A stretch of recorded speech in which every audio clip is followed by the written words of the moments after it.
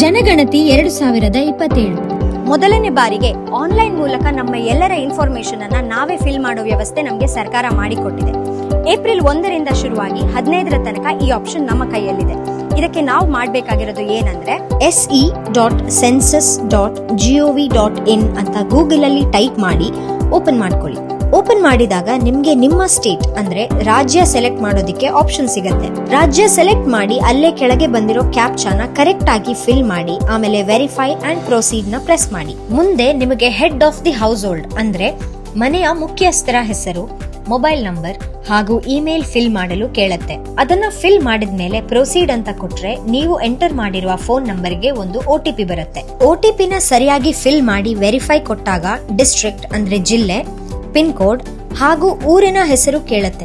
ಅದನ್ನ ಸರಿಯಾಗಿ ಫಿಲ್ ಮಾಡಿ ಸರ್ಚ್ ಬಟನ್ ಕೊಟ್ಟಾಗ ಮ್ಯಾಪ್ ಅಲ್ಲಿ ಲೊಕೇಟ್ ಆಗತ್ತೆ. ಅದು ಸರಿಯಾಗಿದೆಯಾ ಅಂತ ಚೆಕ್ ಮಾಡಿ ಸೇವ್ ಅಂಡ್ ಮೂವ್ ಆನ್ ಅಂತ ಕೊಡಬೇಕು.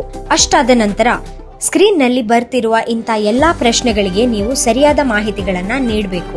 ಮಾಹಿತಿಗಳನ್ನೆಲ್ಲ ಕೊಟ್ಟಾಗ ಕಡೆಯಲ್ಲಿ ಫೈನಲ್ ಸಬ್ಮಿಟ್ ಅಂತ ಕೊಡಬೇಕು.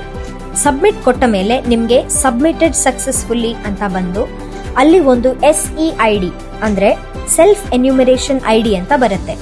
ಆ ಐಡಿನ ನೀವು ಸೇಫ್ ಆಗಿ ತೆಗೆದಿಟ್ಟು 16ರ ನಂತರ ನಿಮ್ಮ ಮನೆಗೆ ಬರುವ ಸೆನ್ಸಸ್ ಟೀಮ್ ಅಂದ್ರೆ ಗಣತಿದಾರರಿಗೆ